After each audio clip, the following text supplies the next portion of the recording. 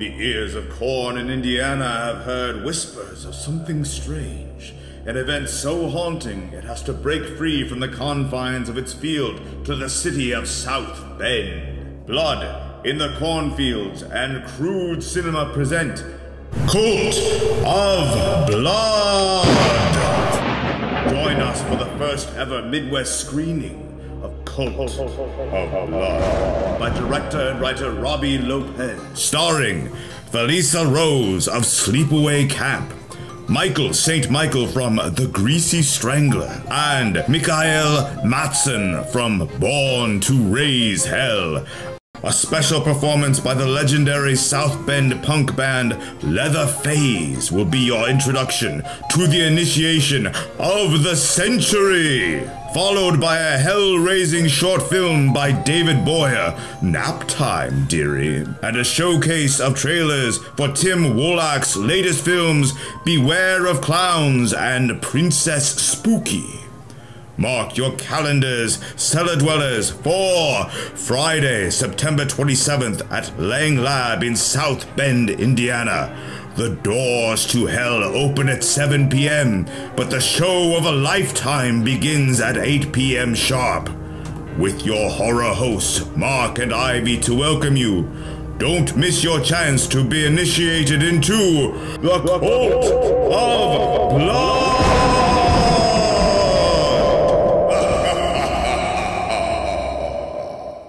All right, welcome in, cellar dwellers. Hello. What's up? What's everybody doing? How's everybody been? We always gotta ask because we haven't seen you in a week, right? That's true. My voice is getting better.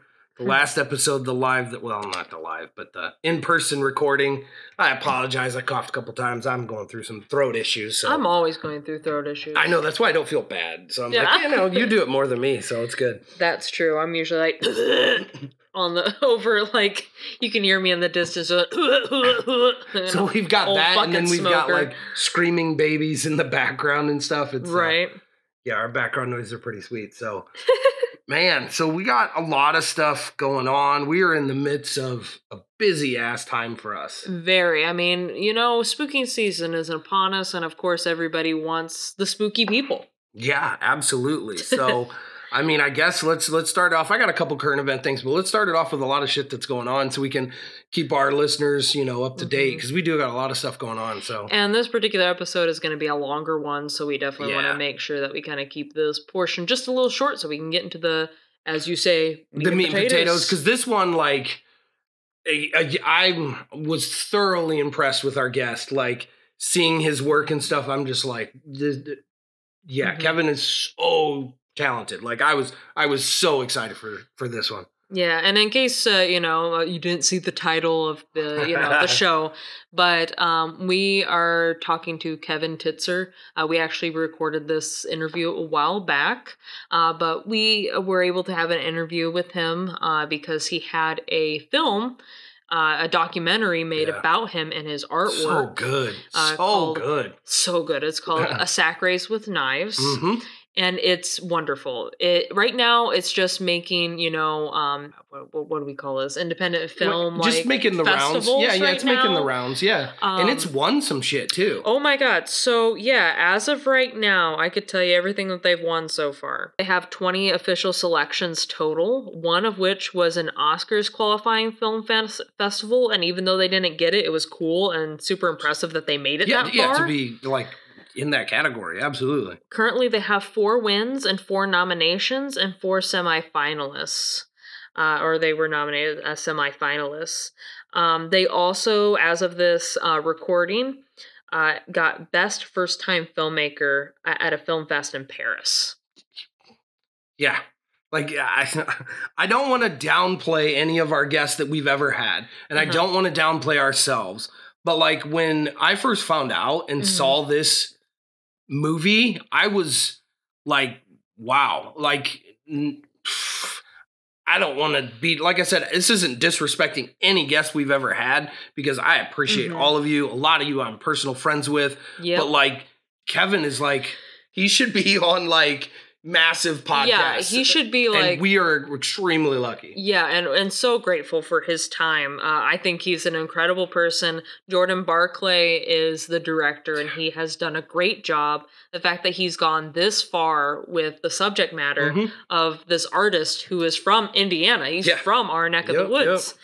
So this is incredible, and we thought this was a good way to celebrate the upcoming film festival that's going to be going on in Goshen this weekend. It ties in perfectly. Exactly. Unfortunately, this film will not be available at this particular film festival. However, it was considered.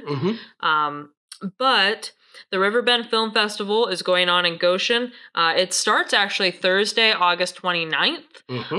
And it's actually going to be having like Goshen college students will be showing their films. Which that's cool. That's really cool, isn't it? There's like 6 of them that are done by Goshen college kids.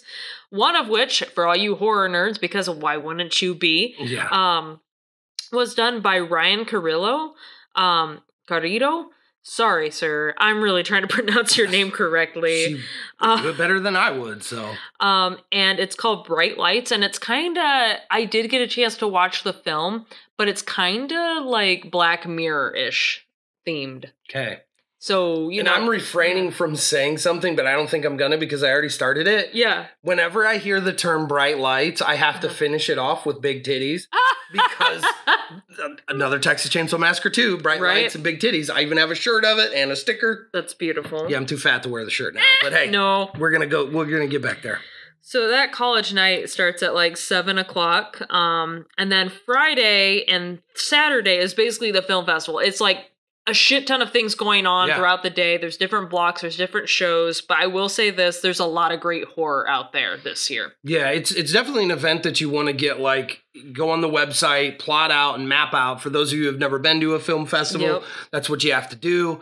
You have to plot out what you want to see, get those times. If you're getting individual tickets, if there's like a pass or whatever it may be, you got to get that taken care of, but you got to map it out. You've got to map out where you're going and what you want to see. And this also kind of ties into it because David Boyer, who's actually going to be having this particular film shown at our event, is going to have a short film played on Saturday. That would be August 31st during the Film Indiana block. Saturday at 1:20 p.m. 1:20. So that's gonna be fun. If you know, watch it twice. Come watch it there, and then come watch it at our event, which segues into... Yes, September 27th at Lang Lab. Cult of Blood. Cult of Blood. If you didn't see the, the ad at the beginning of this. Which, something cool about Cult of Blood, so it has Michael St. Michael. Yeah. Which I've been seeing a lot of the first name, last name dupes a lot. Yeah. Ever since we had the queer episode of Monster Party. Yeah. I know exactly. The dude that has the two names. Anyway, ever since then, I've been catching on to like first name, last name combos. But the significance of Michael St. Michael is he's actually making an appearance at the gas station in Bastrop, the place I rep all the time. Really? Yes. So they've got him and another actor, but then they have Daniel Harrison Scouts podcast is going to do a live episode there, which is fucking cool. And then they have... I forget the gentleman's name, but he was Michael Myers in the Rob Zombie spinovers. And then another guy that was in 3 from Hell that I remember his face. He's a pretty well-known actor. But anyway, it's not our shit. So but yeah, they're going to be at the Texas gas station in Bastrop, Texas, which is cool. That's badass. But to talk back about ours is the same guy there, Michael St. Michael, who's in Cult of Blood. Is going to be there, or well, not there, but we're going to be showing the film September 27th. So it's a well-rounded night. It's a variety show for sure, because you'll have, like, if you didn't listen to the thing at the beginning, but basically we'll have Leatherface performing, a punk band. We're going to have a fucking band there, man. Exactly. It's going to be great. And then we're going to have Tim Wallach back. If you remember, he's got some previews lined up. Yeah, his previews of his movies, which are both really good. Astounding is a great director. And then, we're nap just gonna time. Like we said, nap time. Yep. We'll be playing. And then also, Karma Records is gonna be there. Gonna have a booth. Yes. So be prepared to spend all your money. Yes, exactly. bring some extra. Our event's pretty good. Like, it's only $10, but yeah, be prepared. You'll spend quite a bit. They got good shit. Yeah, exactly. And then not last but not least, sorry. And then we got 2 other events coming up. So October 12th I always say it wrong, Kendallville is the Fright Night. That starts at, I want to say 6 p.m. Oh, 4 p.m. I was close. So yeah, it's 4 p.m. I can't see where it says through on the website, but hey, it's going to be dark. So that's going to be pretty cool. So there's going to be different performers. There's going to be food trucks, some fire performers, local vendors. I may be there in a vendor capacity. Yeah, maybe, of course you will. Maybe. You're representing Blood in the Cornfields and Crystal's. Yes. Yeah. So we might be doing some things. But yeah, that's going to be a great event. It's their first time doing it. So it is very important for you all to show love to these first time events. So that way they can gain traction and find reasons to do it again and again and again, because we need these fun things in the community. I mean, supporting local is of the utmost importance, especially with these, crazy times we're in. Supporting local is always the best way to go. So, and supporting spooky people to help spooky people, win-win. Yeah, where else would you want to spend your money? Yeah, exactly. Definitely. Speaking of spooky people, Thursday, this coming Thursday, which depending on when you hear the podcast is probably going to pass, but regardless, Cauldron Productions has their alternative goth night at Lang Lab. At Lang Lab, yes. They try to do it every last Thursday besides Thanksgiving. Yeah, but that's the only time they're kind of differing, so it's Black Friday for that month. Yep. So it looks like it's going to be a good time. Don't want to miss that. If you can make it, it'll be a good time. There's vendors, there's oddity shops, there's like a lot of arts and crafty kind of people that are selling stuff. It's a good time. The last time I went, I took my niece and we had a wonderful time. Yeah, I'm not sure if I'm going to make it this Thursday or not. As you can tell, my voice is a little crazy. I might need to rest it. But next Thursday, the next one that they have Thursday, in September, I will be there. I will be there and possibly doing some vending stuff. So come check it out. We got some cool shit. And go support Elijah. You saw the episode last time. Well, without further ado. Yeah, let's get into it. I'm excited for this one. Like I said, please stick around, watch this, listen to this, because it's Kevin is just ultra talented. So he really is. And if you can ever watch the film in person, we'll keep you up to date as far as when you're able to actually watch it. If it goes to streaming or anything like that, or if it goes to YouTube. But, and I don't want to talk about it because you know how we are without details. But we're trying to set up an event with Kevin. Exactly. That we can show this. Exactly, because we'd love for more people to see this. Absolutely. And we're working out the details. So we're vague for right now, but we have been in talks with Kevin to let us show this. We're trying to do a whole charity thing, so it's taking a little bit, but once we get details, we'll definitely fill you all in because it is a great watch. Absolutely. So one thing before we get to it, a couple quick updates. So The Crow, it's out. It's getting bombed reviews, but there's a couple reviews that I've read where people actually really like it. So I'm curious about that. I'm not going to spend much time on that. One thing that's really cool is, so as I talked about a couple episodes ago, Crystal Lake was shelved. It is now picked back up. That's good news. Yes. So it is picked back up. It did not say the company that picked it up yet, but they now are rewriting what was written before. So I don't know if they're keeping it as like a structural skeleton and then adding different, meat and potatoes to it, or what they're doing with that. So, but I'm excited for that because Crystal Lake is now a go again. Yay! So that's good. And then also 28 years later just wrapped. Oh. Yeah, which happened a little quicker than I thought. So I'm excited for that. So we will hear more details coming out soon. Should be a pretty kick-ass movie. So yeah, with that being said, without further ado, let's get into it. All right, welcome in, Cellar Dwellers. Hello, all. We are here again. We are. We're We've back. made it to another episode. Yes. But this time. Yeah, this is a special one. It is very special. It's we different. have a guest with us this time We that do? we are so excited to talk about. He kind of came across our radar just kind of by mutual friends. Andrew, we've had him on the show multiple times. Yep. He actually works for a film festival, and he happened to bring up an artist and by the name of Kevin Titzer, and he goes, I think you guys would really like this. Yes. And we're like, okay, yes, bring him, like, let us see what he's got.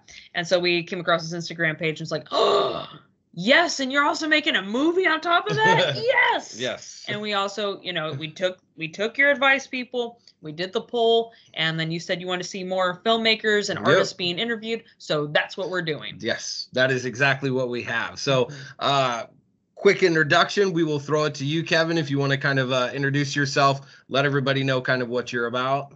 My name's Kevin Titzer, and I'm a sculptor based in Evansville, Indiana. And I use a lot of found materials and recycled stuff and trash and whatnot. And I'm either making creepy little tabletop guys or large room size installations. And I've been doing it for, it sounds crazy, but almost 30 years now. That's awesome. That's incredible. Yeah. And from what we've seen, you are a very talented artist, and of course, we'll have. We're gonna list everything. Yes. We're basically gonna have Luke also take some notes from your Instagram and post those, and just kind of show off your incredible artwork. Because man, those characters, that was the first thing that I saw, or that was shown to me. And Same I was here. like, Same here. Those are cool. Yeah. Like, and we'll kind of get into some of the questions, but they're kind of giving me like kind of Tim Burton vibes, and I just really dig it, and I really like it. But yeah, you have a film that came out about you, or a documentary that came out about you. It sounds like, was it, if I'm understanding correctly, was it a friend of yours that was the director as well? Yeah, the filmmaker's name is Jordan Barclay. And I've known Jordan for a long, long time. A lot of mutual friends back here in Evansville. I was actually living in Quebec at the time, and came back to Evansville to my alma mater, University of Southern Indiana, to do an artist residency. And Jordan and I had talked about wanting to work together over the years, but it just never really came together. I was up in Canada for 9 years. So we were just never really in the same place at the same time. So when this came about, we're like, oh, this is a perfect opportunity. So I was going to be in town to do this 2-week thing, and he took off work. And just literally documented my project from day one until the end. And it's been 5 years in the making. And wow, really? Didn't know that. Yeah. Well, little things like COVID happened, and and some other things, and it just that's it. Sometimes things take time. But when I look back at it, I'm glad everything happened the way it did, with all the difficulties, because the film, I'm so happy with how the film came out, and I don't think it would have become what it is without going through the whole process that it did. It's called Sack Race with Knives, and it literally is the first time my process with making an installation was, like I said, documented from beginning to the very end. And it was kind of a crazy experience. But it's at film festivals right now, and people have been responding to it very positively and everything. But I say the crew and Jordan and the editor and everyone did such a wonderful job capturing it, and I just always say I was just the monkey in front of the camera. Yeah, it's beautifully well shot. It is. It is. It's edited so well. It's very tight. Sometimes you see that with. We're both movie snobs, but like we see a lot of movies that are independent or otherwise that just don't have a good flow. This one had a beautiful flow, had awesome music also behind it as well. I don't know if that's a local band or anything like that, but gosh, it was gorgeous. The music, being an artist, like a single artist, right? Excuse me, what was that? Was it a single artist? Doing the music? Yes. Yeah. The beginning is a musician from Seattle whose name is escaping me because he was a friend of the guy who did the computer animation in the very beginning of the intro. But everything else is done by a friend of ours named Ryan Grisham. He's a local musician, and he was in a band called Mock Orange, who had some acclaim over the years. But the majority of the music were demos that he had not used for anything. So we thought it paired really well with the images, and we love his music to begin with. That's so cool. Yeah, I like that a lot. I wanted to say that, like, for me, I loved the quality of it, because going into it without any expectations, not really knowing much about you and the process, I found it very educational and kind of seeing the way that you do things and the style that you do things and the unique way that you do things as well too. I just thought it was a great overall documentary, just at its face value. But if I'm not mistaken, you recently won an award for it, right? Jordan got Best Director. I believe it was in a film festival in Texas. I'm kind of lost track of the different film festivals. It's gotten in quite a few so far. Yeah, that's awesome. I think it's won 2 awards so far, but this last one was he got Best Director, which we're all very proud of. Yeah, that's awesome. I'm actually kind of looking at your Instagram now. It looked like there was the first one in Atlanta, which, if I remember correctly, Barclay had actually gotten an award prior. I believe we were talking to our friend Andrew had mentioned, well, apparently he had gotten an award prior from that exact same film festival for another film that he did a while back. So that's really cool that he was able to go back and be able to score another win that way, especially with such an incredible documentary. But how was that? What was that like being there and just being with your team as far as like accepting awards and going to these different film festivals? Have you been to other film festivals before? Well, I haven't been going out for this one. Just because I can't swing it right now. But Jordan's been going and having a good time.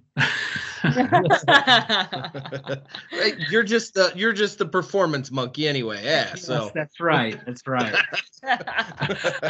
Well, we definitely want to kind of get into the meat of the potatoes of the episode here, and it's just we have so many questions for you. We have so many things that we just want to know. I mean, obviously it's a documentary, so we got to see your work and how it was becoming the masterpiece that it was, but we kind of want to delve more deeper into who you are and who you are as a person and just kind of how this all developed, how this all came to be.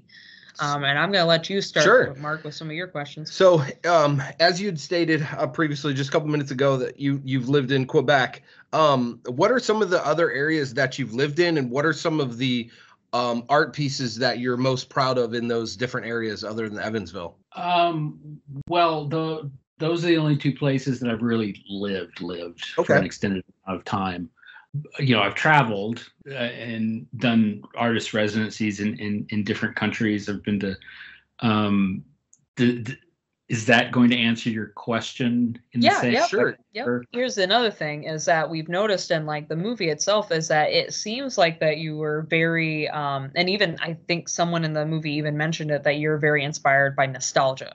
Or at least that's what your artwork seems to encapsulate, is a lot of nostalgia feelings. It also is kind of, I don't know how else to describe it, but kind of embraces childhood whimsy and just like Americana but specifically with that particular piece that you did in Evansville, Indiana Americana.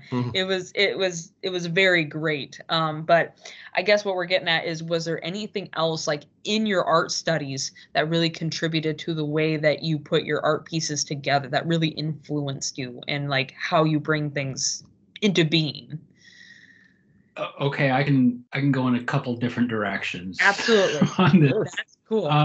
Well, let me back up and try to answer your initial question as far as me doing other things in other locations, or as far as referring to you asked me if there was anything I was really proud of, that I'd done in other places.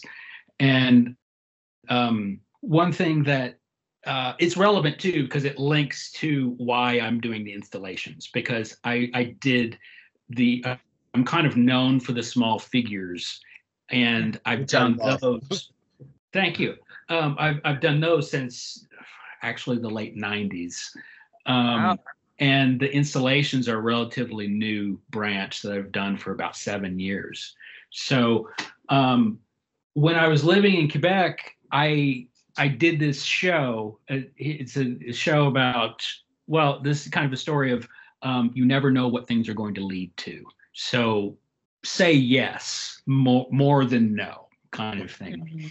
I was asked to do the small gallery show, and I'll give you the Cliff Note version because I could get really out of hand with this, but That's all right. I was asked to do this gallery show, and I was like, I don't really want to do it, but it's an excuse to do a body of work. So I did it, and I did the show, and the show did very well. I sold pieces and everything.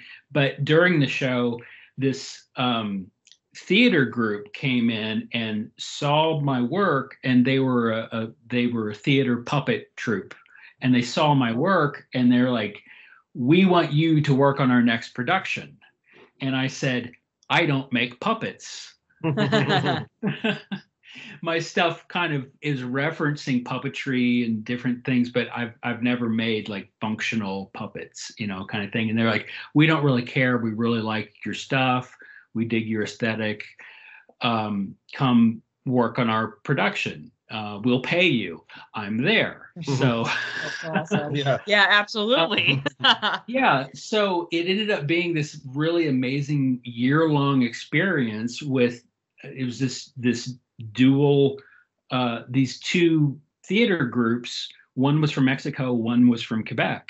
So it was a year of Spanish, French, and English making this production, which was crazy and amazing in so many ways. So I made puppets and props and all this stuff.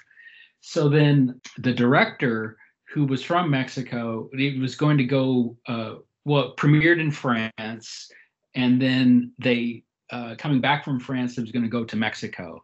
So then the director was like, "Well, your job is done. You've made all your stuff. So why don't you come down to the festival and do a show? Do an exhibition?" I'm like, "Cool. Yeah, I can do that." That's cool. And I said, "But I've been working on this production for a year. I don't have any work on hand." And he said, "Well, just come down early. You'll have 4 weeks to make a body of work, and it'll be fine." So cool, I'll do that. Kind of exciting.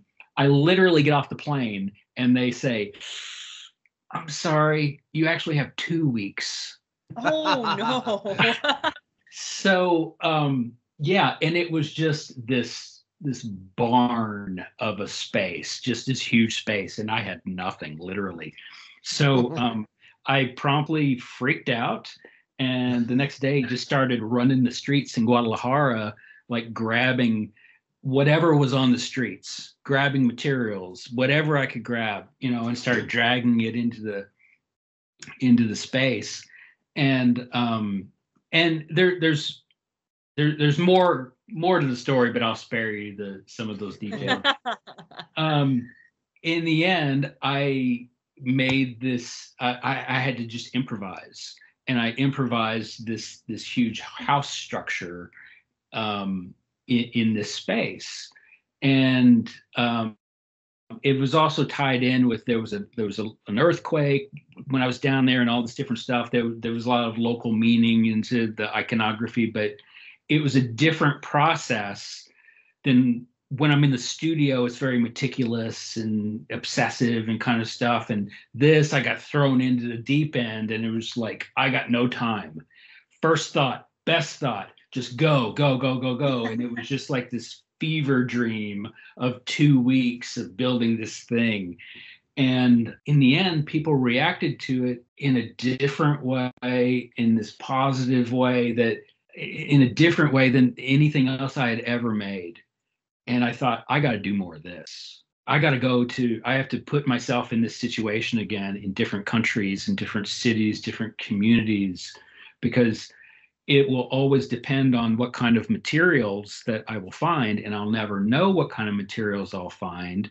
And it's different in every city, in every country, in every community. So whatever I make it could not have been made at any other time, at any other place. So that just like charged my batteries and just kind of like, so that's what I've been doing. I've done 6 installations like that since. Hopefully I'll be able to do more, but does that answer your question?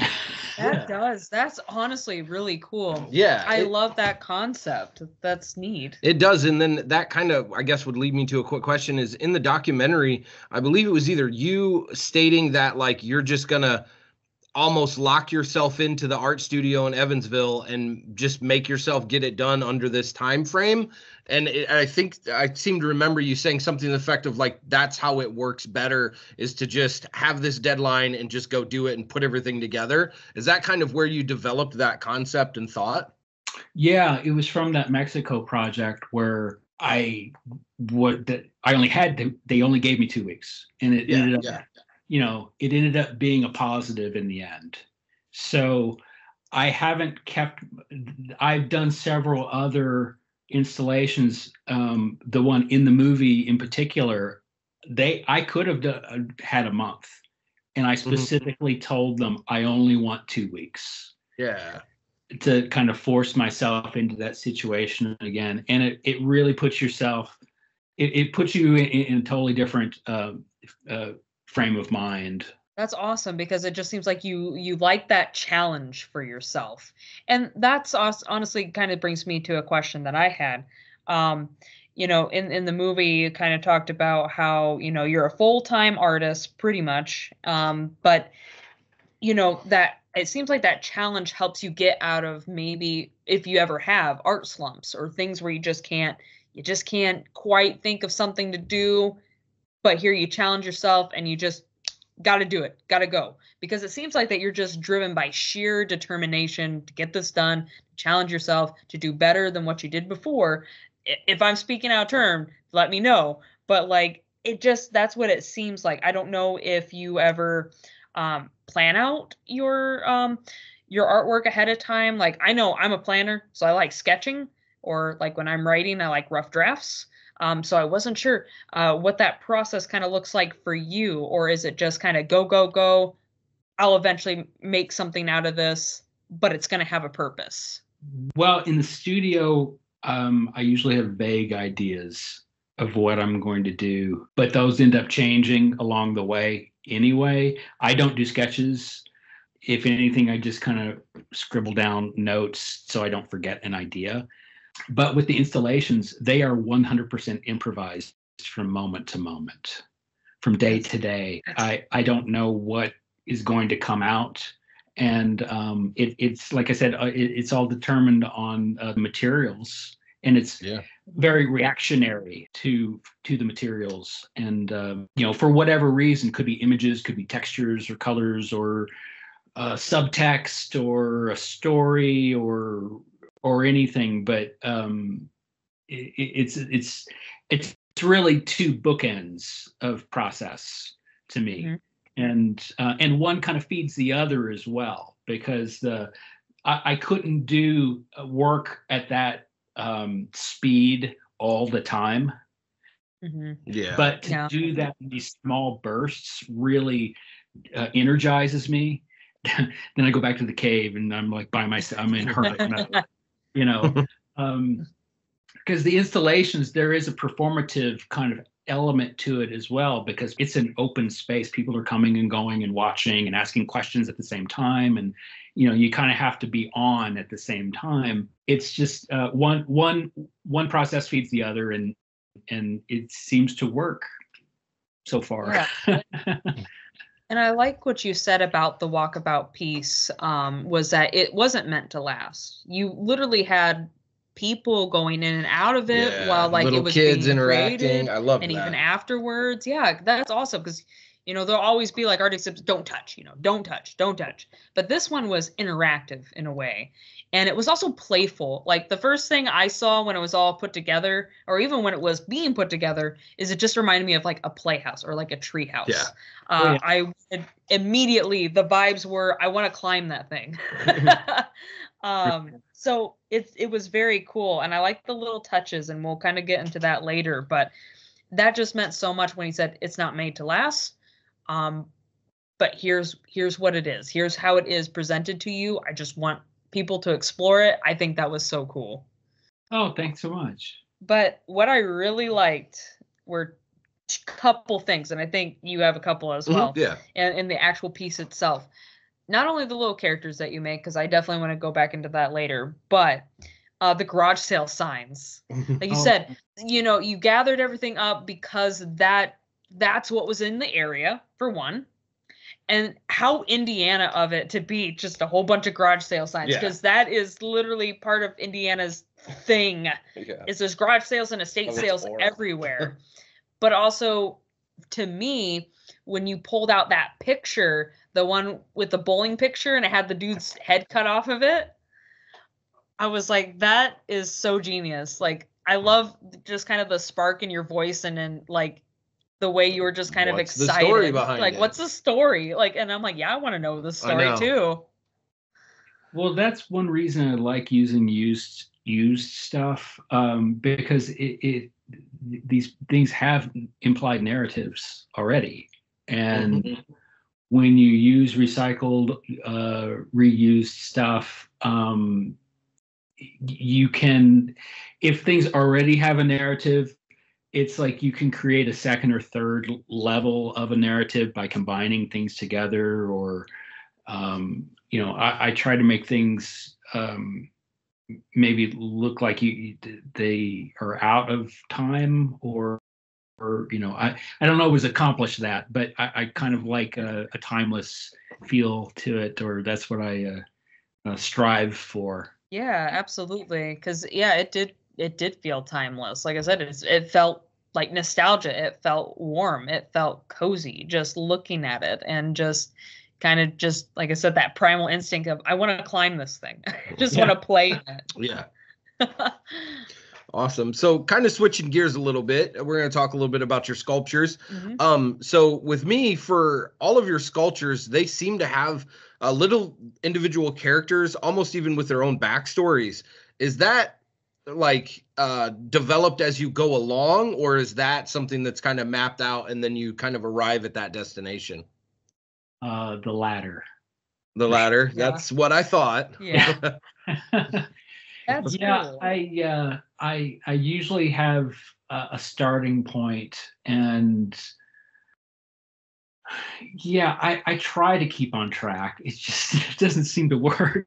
What they say, you can't rush art. Well, I usually have a small narrative or a point or whatever, and usually, whether it's like a technical difficulty that I'm reacting to, or that's kind of where the process is kind of are a little bit the same, I guess, because if a piece isn't working, if it's not working, it's not working. So I have to change it, or I may come up with a story or a narrative in the very beginning, and it just doesn't quite get there. So I've got to switch it, or he would work much better with an accordion, or something else, or whatever. Yeah, they always change by the end. That's cool. Sweet. So where would you say you draw most of your inspiration from in regards to the sculptures? Yeah, to the little characters, because they are giving me, I said this before, Tim Burton vibes, or even like, I don't know if you're familiar with like the, what are they called? They're called like Fugler's monster dolls with like the realistic eyes and the teeth. They kind of give me those vibes. But you said you've been working on these sculptures since the 90s, so we're curious, like, where did this inspiration for them come from? They're so neat and so unique. Well, I've always been interested in like puppetry and kind of creepy things and you know, stop motion stuff, you know, when I was a kid and stuff like that. And it's all kind of all mixed together, including like I don't know if you're familiar with the artist Alexander Calder. He did this circus performance thing that was super influential for me. But as far as you know, are you asking about like the narratives or like the aesthetics? More of the aesthetics. Yeah, the aesthetics, because the one thing that I do like about your sculptures is I feel like they're very unique in the sense that if they were to be next to other ones or other, you know, one similar, I feel like I could pick yours out. Like, I think they have a distinct signature kind of look that you do. And I like that. And I didn't know if that, you know, was inspired by anything particular. Mm-hmm. You know, honestly, I think it's very Midwest to me. Yeah. I you know, my family are all very blue collar. My dad was a bricklayer, and my brother's an electrician, and I come from factory workers and farmers, and really grew up with around rusty metal, and you know, a lot of people in Indiana did. Yep. yeah, and also. You know, my heritage is German, and you know, it's like I come from a bunch of thrifty Germans, you know, so it's like don't waste anything, reuse everything. So you know, that's definitely, you know, an influence as well. But yeah, I just have.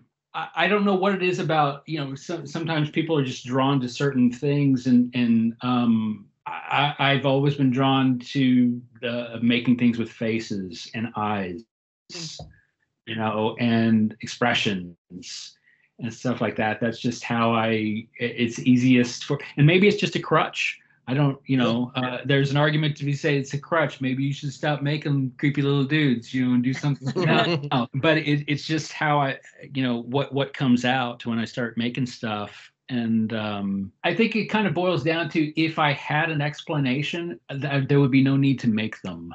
Oh, that's how I, you know, it's for whatever reason, that's the only way I can express those particular thoughts. That's cool. That kind of reminds me of, we actually interviewed a film director recently. His name's Tim Wallach.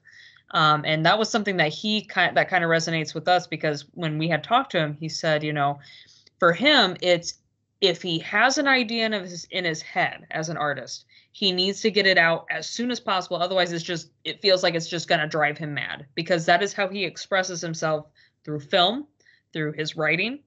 Would you say it's kind of similar like that for you? It needs to come out, it needs to be manifested, and this is it. You know what I mean? Sure. I mean, if it's like whatever form is best for that expression or that idea, you know, if it's more appropriate to write a story, then write a story. If it, you know, but for whatever reason, my thoughts come out as creepy little men. I think mine do too. So you had mentioned that, you know, growing up in Evansville and in Indiana, my question for you is, growing up in Evansville, did you find it hard finding outlets for your art growing up where you did? Growing, like when I was a little kid? Well, or for developing your art skills. Yeah, because well, just my thoughts is, it's like, okay, let's be honest. You know, as far as I know, Indiana's not the biggest hotbed for art. You know, you've got other different cities that, in my mind, come to mind when I think of art, like Chicago or Austin or Texas, New York. And, But you know, growing up in Indiana, I didn't know if you had proper outlets. Like if your family recognized that you were an artist, or you come from a family of artists, and you had people around you to nurture that desire and want for art, or were there supplies and materials readily available for your type of art growing up in like a smaller area, Indiana, Midwest type deal? The short answer is no to all the above. That's what I thought. Yeah, but I don't. But I don't consider that a negative. Very true. It wasn't until I was literally a senior in high school that I was by my teacher, who's actually in the movie, Ann Dowie. She changed my life. She was the first person to say, this is a profession. This is something that people do with their lives. Until she encouraged me or saw something in me and brought that to my attention. An artist, that's like, well, I'm going to be an astronaut. I'm going to go to the moon. It's like I come from very practical people, and that's not a dig. That's just who they are. And as far as learning, as I said, my family are working people, and it was a huge revelation for me later in my life. When you're a sullen teenager, you're like, I don't get to do what I want to do or whatever. But when I became more of an adult and realized the skills that I use and the skills that my family used to do whatever, build a garage, fix a car, they're all the same tools and they're all the same skills. Just the outlet is different. So I actually learned by example, because everyone in my family makes things, fixes things, builds things, and it took me a long time when I was a little kid, like going over to like friends' houses and like, what do you mean your dad doesn't build a garage if he needs one? Thing. Yeah, that's not exactly just normal. Right. Yeah. I grew up with tools. I like kind of took it for granted. I was constantly around people who worked with their hands and everything. And I think that informs what I do now more than anything. I didn't discover art or art history, or that all came much later, and it's like, oh, this is what I'm making. I thought I was just playing with my dad's tools. So I think there's creativity everywhere, just because something may not have the, quote unquote art label, doesn't make it any less creative. But that said, I love art and I love art history, and I love, that adds a whole other layer to everything as well, that, the world is filled with fascinating things. So, did that answer your question? I'm not sure. I kind of like. Absolutely it did. Yes. No, you gave a great answer. I like that so much. I never really thought of it that way. It's very inspiring too. I mean, to have that outlook on it, because you're right. Anything can be considered art. Who's to say what art actually even is? It's kind of in the eye of the beholder. But, you can be anywhere, do anything, create anything at any time is kind of what you're saying. And to me, that's very inspiring for anyone, whether you're a musician, whether you're a carpenter, an artist, to just know that anything around you can be used if you just have a will and kind of a want to do it. Just go do it. Yeah, absolutely. I agree. And certain people, people are motivated by different things, and there's nothing wrong with needing exterior stimulation. That's how some people get all charged, but to me, that potentially is a trap as well. Because if you're not self-generating, if you are more self-generating, then you can be anywhere because it's in you. It's not like I got to be, around a bunch of people or constant energy or whatever. So I don't know. That's a bad answer. No, I get what it's you're good, saying. yeah. Yeah, you're not having to rely on any certain materials. You don't have to have a specific thing every time to create your art. You have it within you that you can express in multitudes of ways, and you're not just tied down to like one fashion or one thing or one device. I think is kind of what you were saying. Sure. And I'm not trying to, say anything bad about anybody. Oh, no, no. I don't take it that way at all. Yeah. So outside of sculpting and just kind of creating your walkabout pieces, is there any other sort of medium of art that you also like to do? Like I know we're not putting a label on as far as art or art expression, but just wasn't sure if you like chose any other form of mediums, like as far as painting, sketches. Yeah. It sounds like you don't typically do sketches, but I wasn't sure if there was anything else that you typically do normally, or even if writing is something that you like to do. I'm like a serial back burner kind of project guy as well. But one thing that I have done that I really enjoy that really scratches a different itch is curating. That's a whole other creative pursuit. And that it's kind of like it's often misinterpreted as well.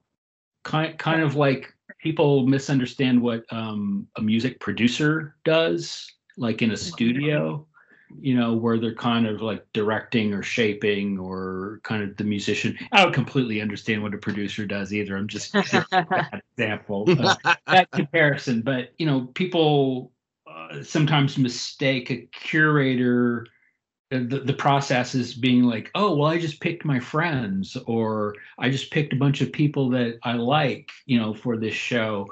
And maybe some people do it like that, but I like the process of seeing an exhibition as a piece in and of itself, and picking artists that work with each other and kind of blend well together. And it's kind of like putting together a cocktail party. You got to have the right balance of different personalities to have good conversation kind of thing. And I definitely enjoy doing that. I haven't had a lot of opportunity to do that.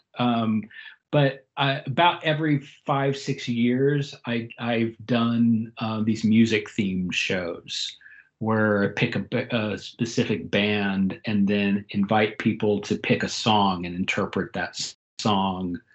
And that kind of thing is pretty fun. Oh, sounds like it would be. Yeah. That's really cool. I like that idea. That sounds like a lot of fun. When your art piece was displayed for the first time in Evansville, how do you it looks like you had a big turnout, like you said, like a lot of family, friends, people, that you knew came to it. But I also saw that you had college kids that looked like they were going through it first before it officially opened. What was that experience like? And what was some of your favorite interactions with some of those people, with the college students and with kids or other people? Well, it was interesting. I had moved away, so I was coming back to my hometown, which I hadn't been back for a while, much less my old university, which I graduated in, 97. Okay. I don't believe I had been back since. Wow. So, and it was a different school, it had grown quite a lot, and and of course a different generation of kids there and stuff like that. And so it was after living in another country and having a different experience and everything. And so and I had been to other countries exploring other cultures through the installation stuff. I'm like the outsider looking in. It's a good perspective to have, being the observer. So that kind of got flipped on its head. Like, oh, now I'm going back to my hometown, one of the places I know best. So how am I'm not the outsider anymore. So how is this going to affect this process?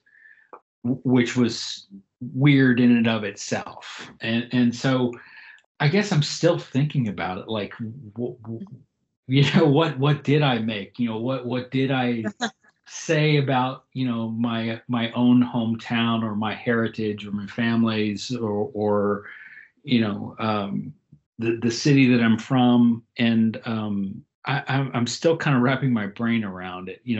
I even when I watched the movie, I'm like, what was I saying with that piece, or what was I saying? What do those garage sale signs mean?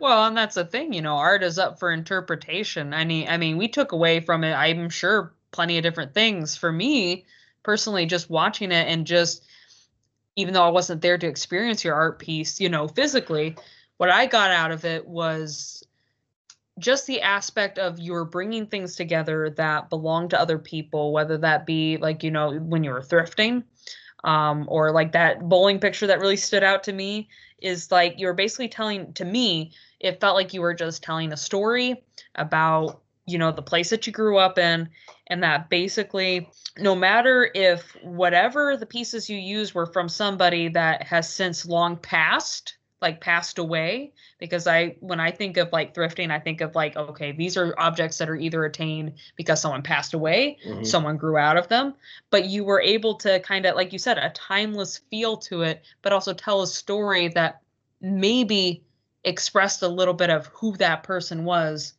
and that now in that art piece, multiple people's lives are interwoven in there and are shown, but it's up to interpretation as far as what you feel about it. I'm a funeral director, so whenever I see something like that, my immediate reaction is, oh, estate sale or someone passed away. And you're able to show off this person's life, or at least explore a little bit of this person's life. They're not truly gone. You were able to kind of capture that in one moment in time, and it became a part of a bigger picture. Wow, can you write my artist statements? Stop. You're funny. Yeah. I don't know, what did you think? Well, Mark? for me, the thing that I thought was really cool, and maybe this is just my weird brain going in different directions, but the thing that I really liked about the documentary was you collecting all the individual pieces. And let's say a garage sale sign that was in someone's yard and served its purpose. It was the function that it was at that moment, which was advertisement for the garage sale. Then it becomes in your hands something completely different and takes on another meaning. Yes, it's a garage sale sign, but now when it's implemented into your artwork, it becomes a whole different thing, almost as if it shifts what it actually is and becomes something completely different as well. And I thought that's kind of what I took away from a lot of your pieces, is you're able to manipulate objects that had one representation in one situation and then a completely different representation in another, but the object has still stayed the same. That's what I thought was really cool about your artwork, and the way that you kind of did that. So I don't know if that was on purpose or that was my weird brain interpreting it that way, but I thought that was pretty cool. No, it's not a misinterpretation at all. You articulated that very well, I think. So you both can do my artist statement now. No, I think you hit the nail on the head, for that point. And I think because it was my hometown, it's harder for me to recognize that. When I'm working in Norway or Mexico or Quebec, and I'm the outsider, it's much easier to have a little bit of distance and to take those things and put them out of context and together to make that third thing, and for me to be a little more conscious of it. And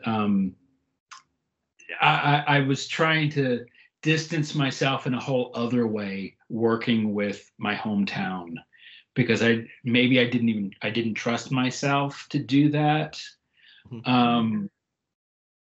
because I didn't. I was really trying not to be self-conscious, so I was like, it's funny, you bring all this up. I hadn't thought of it. See, I'm still processing it. I guess we're doing our job then. Yeah, because we were worried that you were like getting bombarded with questions at all of these like film festivals, and we're like, oh man, he's gonna think we're stupid. We got like all the same questions. No, not at all. These are very good questions, and you're actually making me think about it. Yeah, because for me, it's like, with art, you can look at it a certain way and you can interpret it. And to kind of go even further, like I wondered myself if maybe even subconsciously you coming back to Evansville using materials of your home and then manipulating them in a different way to kind of change them almost represented yourself. And that's why I was curious about work you did, because you coming back home, taking an object like, say, that garage sale sign, which was, maybe even could loosely say represent you, and then you manipulate and turn it into something else that's still different, but yet has that same garage sale core, aka you in your hometown. I kind of thought, maybe is this a representation of him expanding as an artist and kind of showing how, that material that we started with changed, but is still that same core and that same guy, that same material. It's quite possible. I even say at one point in the movie, like, I'll know next month, what this all means. I say something like that. And, that's true. And like I said earlier, if I had, if I was able to verbalize these thoughts, then I would just say them. But this is the way that I'm expressing these thoughts. And a lot of it sometimes it is subconscious. And it's just kind of flowing through you as you're working. I think if I thought about it too much, it wouldn't be good, or it wouldn't be. It's not for me to say whether it's good or not, but it would be satisfying or communicate, or it might be trite, or so it's, I don't know. I mean, it's best just to kind of get. It's a constant struggle just trying to get out of my own way. Yeah. I understand that. Yeah, it's, to me, it makes it very natural, because like I liken, so I'm a drummer, so I liken to, if I'm creating a song and I just go with what I have without thinking about song structure, song direction versus choruses, time signatures, and I just play something, I find that it just becomes the most natural version of whatever I'm trying to do. And then, of course, in music, I've got to manipulate it, make it somewhat legible. But the beauty of you is you don't necessarily have to do that. You can make it as obscure as you want. And to me, I think that, I picture myself trying to do what you're doing. And I think that I would love to be able to just let it flow and not put parameters of directions and certain things that I want. And I think that I could kind of tell that in you as you're just letting yourself create, and you're not worried about left or right or positive outcome or negative outcome. You're just letting whatever the art is be, and you're doing that by just flowing in the moment. Yeah. Well, sure, but how you just described you playing sounds very similar to. There's more similarities than differences in what we do, and as you're describing you playing drums, it's not like you're, all right, now I'm moving my right hand, now I'm moving my left hand, now I'm moving sometimes you have to though. Yeah. But if you were thinking too much, it wouldn't flow. It wouldn't the rhythm wouldn't be there. So it's much more similar than different. Yeah, awesome. Absolutely. Why the title Sack Race with Knives? You kind of explain it in the movie a little bit, but one of our things is, I know this movie's doing very well so far, at least it seems to be, but I don't know when our audience will be able to see it or have the chance to see it, whether if that's going to either be on a streaming service in the future, or if they're ever going to be able to see it at a local art festival. I know we have the Riverbend Film Festival here. I don't know when that's going to be. I don't know what's going to be showing there. I don't know anything about that process, but it'd be really cool to have you guys here, but I just can you tell us a little bit of why that title, and what do you feel is the meaning behind it? Well, I'll address the screening issue. Yeah, you hit him with the two-parter. Yeah, sorry. She hit you with a two-parter. I do that. Right. And yeah, because we want as many people to see it as possible. And absolutely. It just was entered into several film festivals this year. And typically, as I understand it, it's a 2-year cycle. So after 2 years, film festivals kind of consider, there's so many people who enter film festivals that 2 years is usually the shelf life. So, yes, there will hopefully be film festivals near you. Although we've also been doing private screenings or like specific screenings by invitation. Like I'm going to be going up a little further north and doing a screening, and so if I'm just throwing this out there, if there's people out there that are interested in having us come to their hometown or whatever to do a screening, if we can swing it, we would love to do that type of thing too. Ideally, I would like to do a little road show where I actually I've been working on some interactive pieces that aren't for sale that would be like to take on the road kind of thing. And that's my ideal. Hopefully I'll get it on the road, by next year, where it's kind of like show the film and then have this little carnival interactive weirdo art experience. That sounds so fun. Yeah, no, that sounds totally cool. Yes, I second that. I'm all for it. Yeah. Well, if there's anything up your way that would be, that would be appropriate, drop me a line and maybe I'll bring the circus to town. Oh my God. You're speaking my language, man. Yeah. That sounds so cool. I know around here, as far as like really artsy places that love that, artwork and just displaying. I know for us, we have the Art House that's locally here in the Goshen Theater. They like to do a lot of stuff, as well as Lang Lab. Lang Lab has actually shown local artists movies before. Yeah. And in South Bend, which of course is a bigger city than where we're at right now. So, yeah. But as far as the title, well, like I said, I've kind of let the cat out of the bag recently.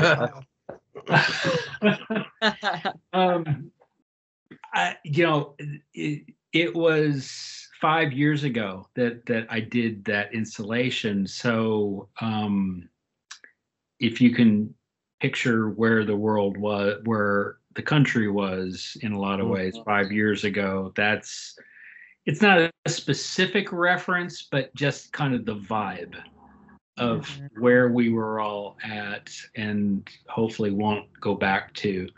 But that's it was just kind of, I stand by that kind of that's the way kind of the world feels to me right now. And but the other side of the story is when I got the gig, the invitation to do the project, they needed a title before I even showed up to promote it. So I had, as I said, I had no idea what I was going to make. True. That makes sense. But they needed a title. So it's actually, I actually fought it being used as the movie title. Because it's a recycled title. I literally made a sculpture of 3 guys in sack races swinging knives at each other. That's awesome. And it was kind of like, oh, I gotta, I'm kind of rushed. They need a title. They need a title right now. Sack race with knives. Yep. I'll just, no one will ever see this again. So, so that stuck, and but it did fit in the end, and I think it fit the it was meant to be, and it fit the piece, and maybe that informed the piece, and that's kind of the story. I love that. That's cool. I think it's fitting. I think it's perfect. I think that was also another thing that drew us into like the movie itself, or at least when our friend told us about, that there was a movie being made, and I was like, sack race with knives? Is that horror themed? I was like all under the interpretation, especially looking at your sculptures of your creepy little guys. I was like, ooh, this sounds cool. Yeah. And it was cool. It wasn't what I was expecting, but it was awesome. It was more than what I anticipated. Yeah. So. And I just kind of wanted, before we wrap it up, like I just wanted to genuinely speak about, I really appreciated the documentary, and I'm a documentary lover. I will watch any type of documentary. I really loved how it was shot. Kudos to the director, kudos to capturing you in your element. Really, really, really good documentary overall. I definitely recommend it. So when it becomes available, I would love to get the information, if it's streamable or whatever, for our listeners to be able to reach out and watch it, because I really, really enjoyed it. I thought it was brilliantly made. Yes, absolutely. They can at least watch the trailer. That's true. It's on YouTube, isn't it? Yeah. Yep. Perfect. Well, we can at least show them the trailer. Yes, we can show them the trailer. But we just want to thank you so much. Thank you for taking the time to meet with us. Thank you so much for allowing us to interview you. Honestly, I'm not going to lie. We were both really kind of nervous to interview you, because we're like, this guy's a big deal, man. Well, I really appreciate you taking an interest. I appreciate it. I actually hadn't said it or anything like that, but my father was a watercolor artist. And so I've grown up in the artist community, going to shows with him and him selling his pieces. And even my art teacher, from me cutting class and walking around the building, and the art teacher being like, Johnson, get over here, and trying to buy one of my dad's paintings from me at like a discount rate. And my art teacher would haggle with me. And then he would bring me into his classroom and have me critique.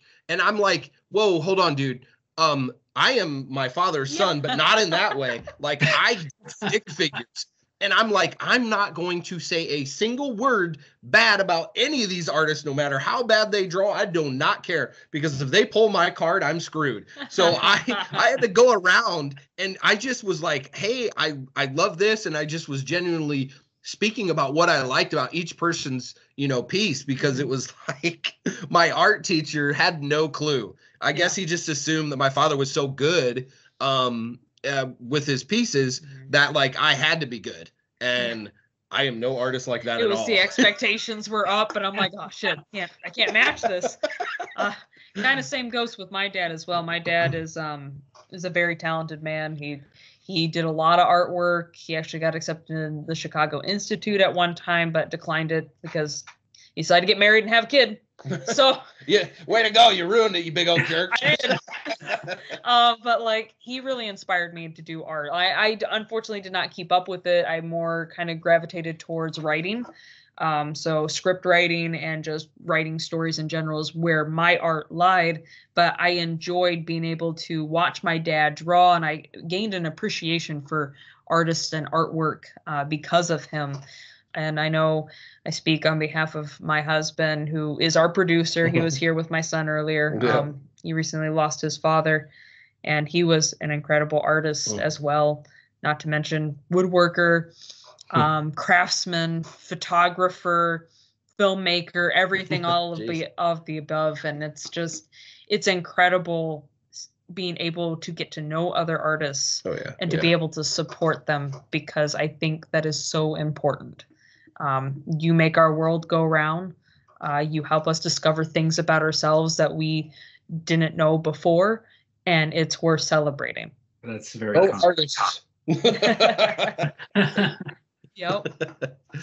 So one last question for you, though. Okay. Because we are a horror podcast, so you mentioned that you like creepy things. What specifically creepy things do you like, and is there a favorite horror movie of yours? Oh man. That's a hard question. Throw the curveball. Oh man, this is kind of like, what's your favorite band? And then your mind goes completely blank. This is the only thing I should have asked you what you were going to ask me. I got to make this good because you're a horror podcast. Nah, don't think too hard about it. Are you familiar with the Brothers Quay at all? Help me out, because that sounds familiar. That does.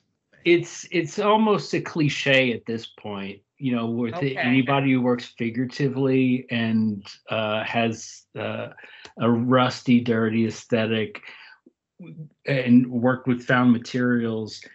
Everyone was influenced by Street of Crocodiles, and they are two twin. They're two twin guys from Philadelphia, but they studied stop motion in Czechoslovakia, and their stuff is basically been ripped off right and left ever since they've started. A lot of people say, "Oh, yeah, are those the guys that did that Tool video?" It's like, no, That's what I was just thinking. Yeah. Yep. But they learned stop motion from a Czech filmmaker named Jan Svankmajer. I love that man. Yes. Oh my God. We have my husband and I have a poster that Svankmajer has signed, and we also have the Alice movie that I swear to God is what I'm gonna show my son, who's like 1 year old right now, and say that's the real Alice in Wonderland. Get Disney out of here. Did you contribute to his crowdfunding movie? Faust? No, it was about bugs.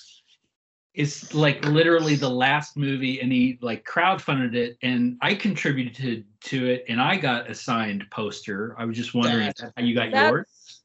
I'd have to ask my husband, because he was the crowdfunder. He was the one that did everything. So I would assume that's probably what he was helping out with. That's probably where he got his Faust poster. He's a genius, and I missed a chance to go to Prague, and it's like, I got to get over there. I got to meet him before he dies. Like, he's going to die any seconds. I got to meet him. Oh, so man. I hope I get to meet Jan Svankmajer before he passes. But he's been a huge influence on me. And yeah, his stuff can be super creepy and disturbing. And I love his work. There we go. It's a good answer. Cool. Yep. That's perfect. So again, thank you so much. Thank Kevin. you. We appreciate you so much for working with our schedules, and likewise we try to work with yours. No problem at all. I'm sorry it didn't work out the first go around and we had to reschedule and everything, but I really appreciate you taking your time and being interested in what I do, and I'm happy to talk.